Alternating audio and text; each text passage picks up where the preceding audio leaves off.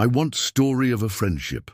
I want to tell you about this friendship between two guys who met in accounting class. Yeah, they were an unlikely pair. On one corner was Richard.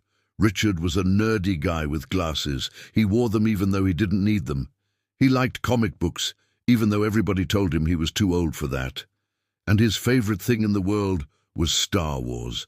Every day he would come to school with a different Star Wars t-shirt. You know, the ones that say things like, "May the Force be with you," or "I love my Sith." And yeah, he was one of those people who corrected your grammar all the time. And then there was Martin, popular guy, very good-looking, athletic, always smiling. Martin was everything Richard wasn't, but they became best friends. Yeah, it might sound cliché, opposites attract, but it's true. They complemented each other so well. Richard was always telling Martin how he should study more and stop fooling around. And Martin would joke around and say, "Don't worry, nerd, I got this." But in reality, Martin actually did listen to Richard and ended up graduating top of their class, something that nobody thought was possible when they first started college. But after graduation, things changed. Richard got a job at a bank, got promoted in less than a year, and moved to another city. They kept in touch for a while, but eventually they lost contact. About 10 years went by. One day, Richard was in his office working late when suddenly the door opened, and who comes in but Martin? He had aged very well and looked just as good as he did back in college. Richard was very happy to see him. He offered him a seat and asked what brought him to his city. "Oh, nothing much," Martin replied. "Just visiting an old friend. Do you remember Sarah? She lives here now, and I came to see her." Richard blushed. He had never forgotten about Sarah. He had a huge crush on her back in college, but she only had eyes for Martin. In fact, they had dated briefly, but it hadn't worked out because Martin was a player. "How is she?" Richard asked.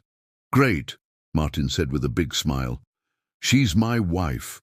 We got married 3 years ago, and we have a beautiful baby girl." Richard couldn't believe it. He was shocked. He was also very happy for his friend, but he couldn't help but feel a little down. Here he was, single and still living with his parents. And Martin had a family and was visiting his wife.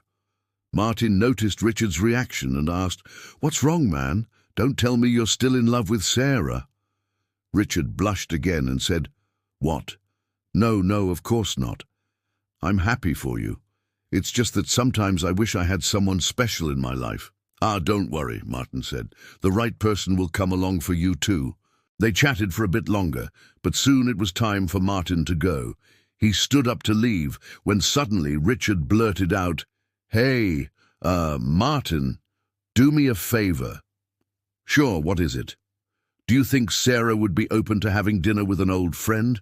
I mean, if she's not, it's totally fine. I just thought maybe we could catch up over dinner." Martin thought for a moment. I don't know, man. Sarah can be a bit protective of her time these days. You know, being a mom and all. But I'll ask her. How does tomorrow night sound?" "Perfect," Richard said. The next day, Richard was waiting at the restaurant when Sarah and Martin arrived. He was a bit nervous, but when Sarah entered the restaurant, his heart skipped a beat. She looked beautiful. She was wearing a nice dress, and her hair looked amazing. Richard felt like the old Richard from college, all nervous and shy. They sat down and started chatting. Richard learned that she and Martin had a daughter named Emily. Suddenly Martin excused himself to go to the restroom, and Richard took the opportunity to ask Sarah, "So are you happy?" Sarah's face fell. "What do you mean? You know, are you happy with Martin? Do you love him?" Sarah was silent for a moment. When she finally spoke, her voice was barely a whisper. "I'm not happy, Richard." Richard's heart sank. He didn't want to hurt Martin, but he had to tell his friend that his marriage wasn't working out. After dinner, they said their goodbyes. Richard walked Sarah home, while Martin stayed behind to pay the bill.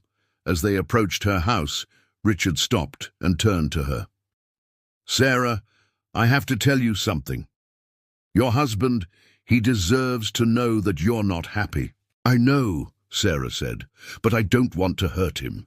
He works so hard for us. He deserves to be happy. But at what cost? You're sacrificing your own happiness for him. That's not fair to you. I know, Richard. I just don't know what to do.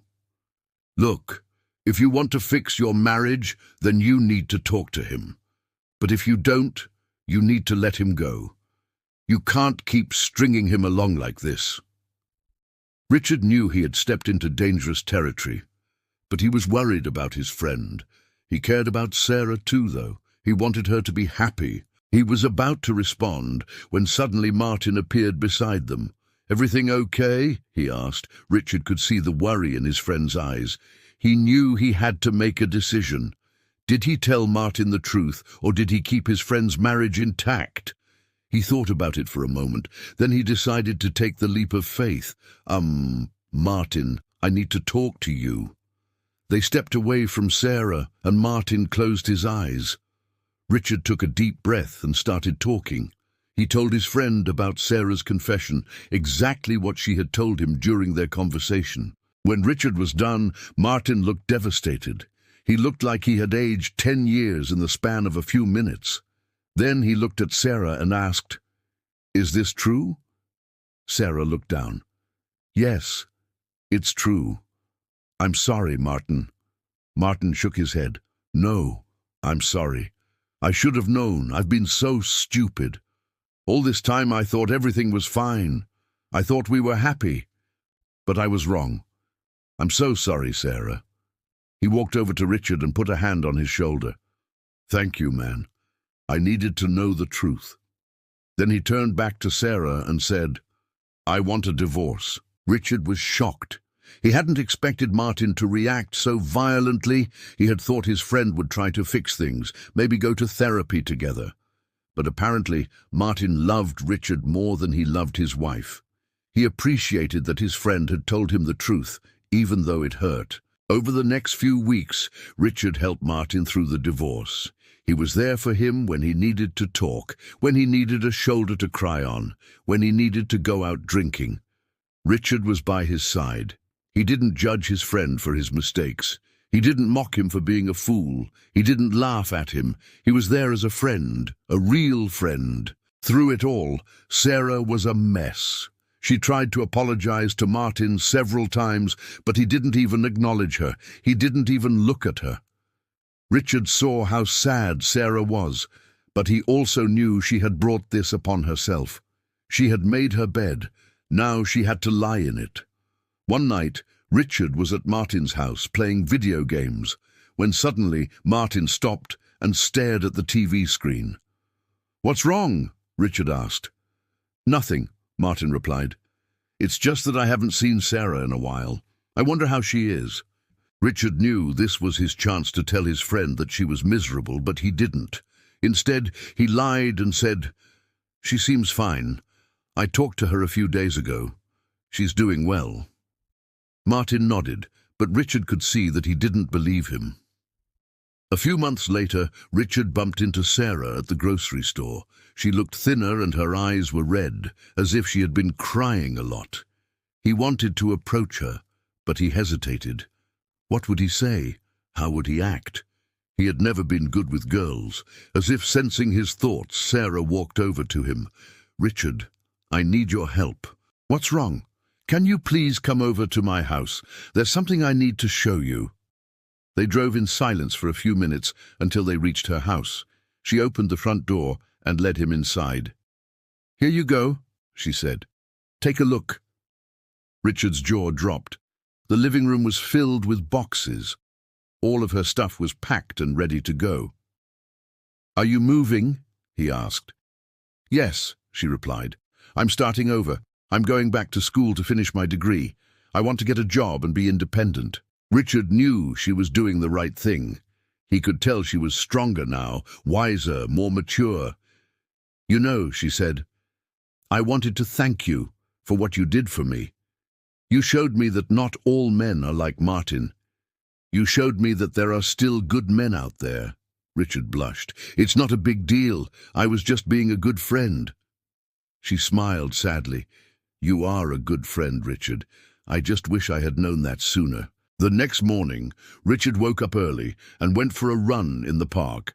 As he jogged along the path, he couldn't help but think about Sarah. Maybe he had feelings for her. After all, she was beautiful, intelligent, funny, and kind. Plus, she liked him. He shook his head, trying to clear his thoughts. He couldn't think about Sarah. He had promised Martin that he would never hurt him, and hurting him meant telling him about Sarah. As he continued his run, he realized something. True friendship wasn't about keeping secrets. It was about telling the truth, no matter how painful it might be. He had lied to Martin, and that was wrong. He turned around and headed back to the house. He needed to tell his friend the truth. He owed it to him. When he found Martin, he told him everything. He told him about Sarah's confession, about her divorce, and about her plans for the future. Martin listened quietly, and when Richard was done, he said, "I should have known. I'm such an idiot. I'm sorry, man." Richard put a hand on his shoulder. "It's okay. We all make mistakes. The important thing is to learn from them." And that's what they did. They picked up the pieces of their shattered lives and started over. Martin and Sarah eventually got a divorce, and Richard started dating Sarah. They were an unlikely couple, but they were perfect for each other.